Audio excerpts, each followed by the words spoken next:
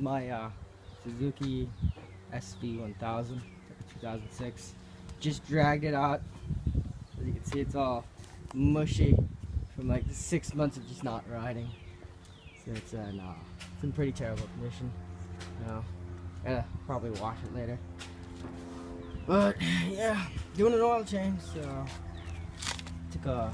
took like 4 Allen thingies out of there. I'm not sure what the size of this is. And just gonna do a little tutorial oil change over here. Not much videos posted on YouTube about this. But here's the other two. Right here. We got one more right here.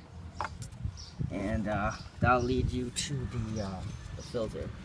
I know, I got a Fram oil filter, but some of you guys hate that out there. But hey, that's $5. I mean, I don't even ride this thing often, so whatever. So I'm just gonna take the sucker apart, and here we're gonna kind of watch. So, rocking.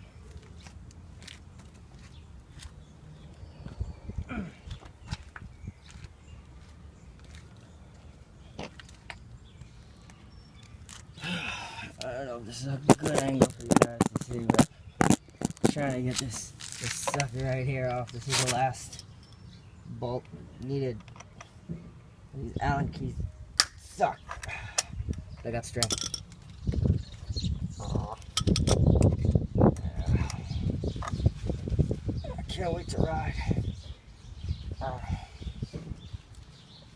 Be awesome. I use the Rotella T6 engine oil. I'll show you just before. It's working just fine. I saw from some other British dude that he likes it. So that's cool.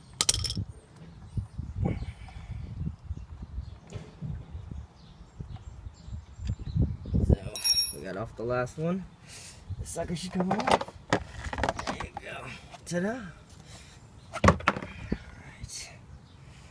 So, there you go. There's Fram for you guys out there on the internet. I love it. It's the best. $4.99. Alright, resuming from the last point we left off. I was telling you about the engine oil. So, basically, I'm using this stuff. The Rotella T6 synthetic. I bought it at Walmart. Yeah, get everything from there. Got $5 off, so it ended up running me like $20 American. I guess if I save $5, it's like $15. The savings. It's 5 W40. Full synthetic. It's meant to be used in diesel engines, but a lot of riders are using it. It's gaining popularity. So, anyway, I saved y'all the trouble. This is like a size 18 socket. Just kind of attacked the bolt all the way underneath this guy. I don't know if you can see it, but that's the bolt right there. I'll even point to it. It's moving. Yeah, that's so. I'm gonna screw that, and oil's gonna kind of splatter all over the place. Gonna be kind of gross, but whatever. So, gotta use this bugger. Okay, I'm turning. Alright. My oil changes are never the most cleanest, but I will try. I'll have to end up mopping it up at the end. So.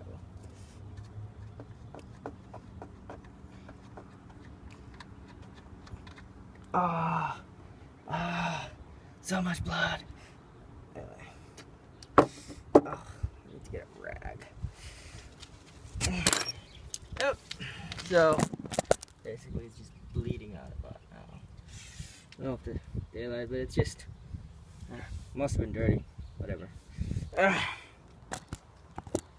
Hey, while I have my hands dirty, let me just get a rag. It's totally gonna help. I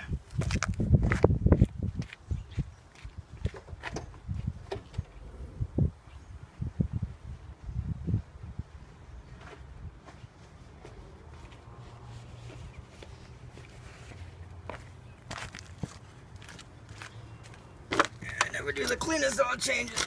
Let's see my car oil changes, they're terrible.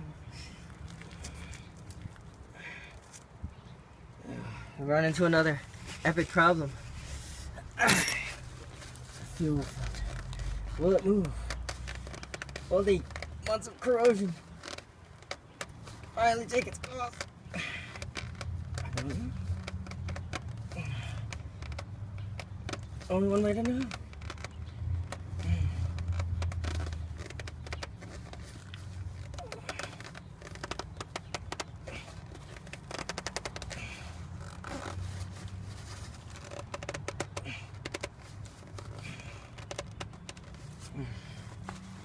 Looks like I've run into another problem of monumental proportions.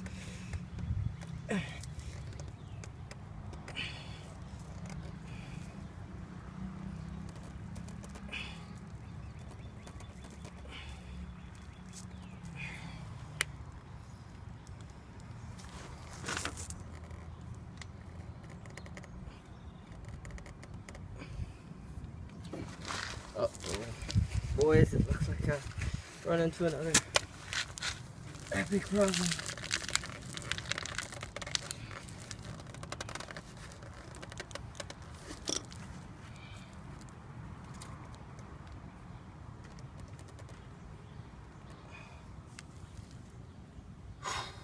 It's gonna take a few tries. Sorry about this, guys. But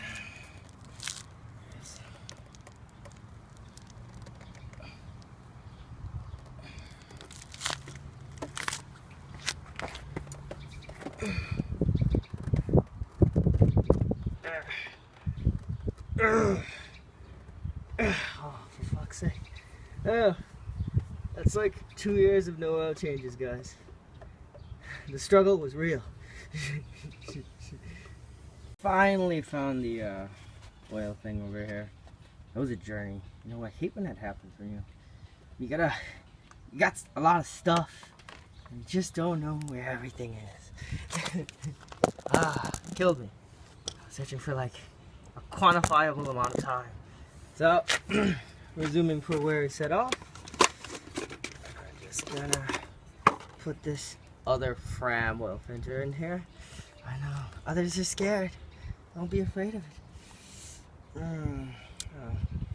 Getting a little bit of love to the oil filter over here. I was told that you should put a little bit of new oil in the filter, so give it a little bit of a light coating, as they say. Let it kind of simmer in there. And I don't know if this is right or not, but I'm just gonna plug this bad boy in there. So, okay. So hopefully, with not that much force that I put in last time, or that bastard was corroded in there. A real struggle. Get that thing back on. If it didn't come off, I'd have to like AutoZone and get some kind of hardcore mystical filter grabber thing. You don't have to put it that tight, although. I mean I got guns, but I don't put my own filter really tight. I mean, nobody doesn't really come off loose. So, alright.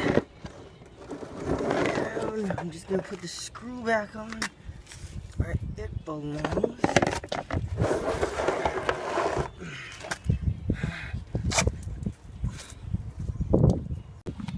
Alright, so I put in about 3.5 quarts in this guy, and no, whatever gauge is showing it, so it's right up there when I balance out the motorcycle. You see, that's supposed to be somewhere full middle-ish. When the bike's running, you'll see it in action. It's a liter bike, so have some excellent results. So basically, I'm gonna put the fairing back on under. I don't know what you call this thing. Using these 4 bolts, and start her up after this. battery's probably dusted by now, but you know what? It could be worth a try. Could be worth a try.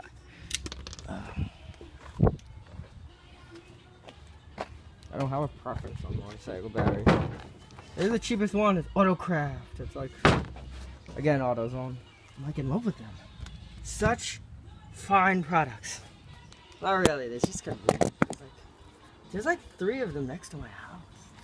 It's ridiculous.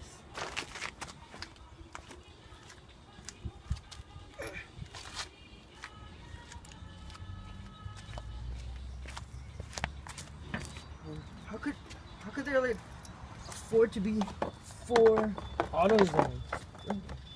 It's have like a cartel of rotor parts or something.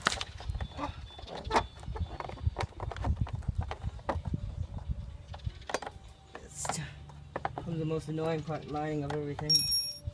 Putting it back in how it was before. You never do perfectly.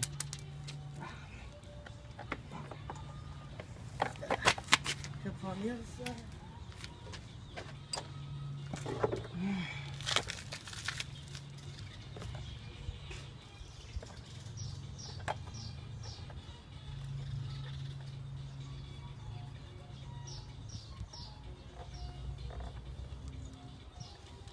So,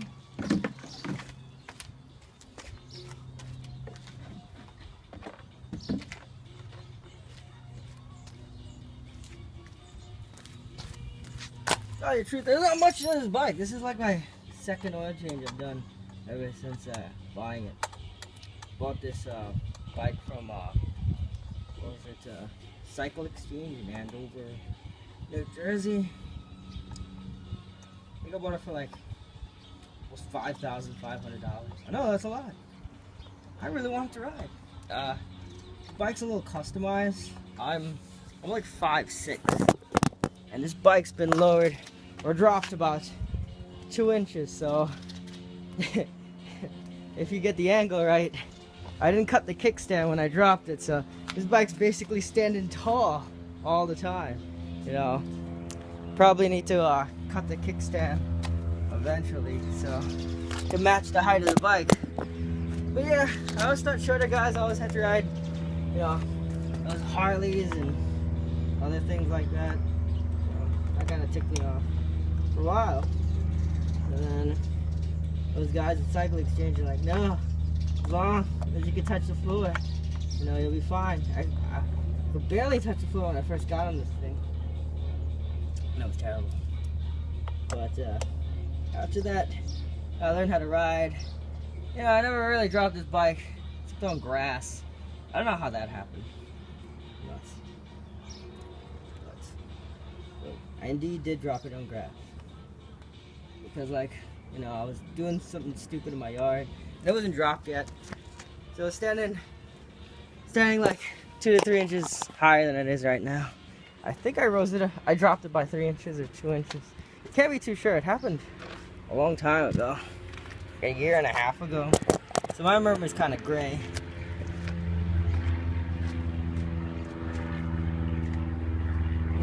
My options were to drop it either 1 inch, which I was tiptoeing before, or drop it 2 or 3 inches. So I was like, all right, let's just go with the maximum.